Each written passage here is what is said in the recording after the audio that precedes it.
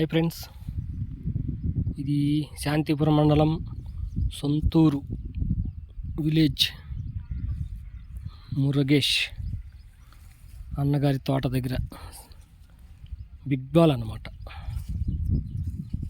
తోట పూలైతే కటింగ్ వేయాల్సిందే, రేట్లు తక్కువగా ఉన్నాయి. అన్న అట్లే పెట్టుకొని ఉన్నాడు, పూలు కోయలేదు. బిగ్ బాల్ సూపర్గా ఉంది. 2 కటింగ్లు వేయాల్సిందే మురుగన్నా నువ్వా?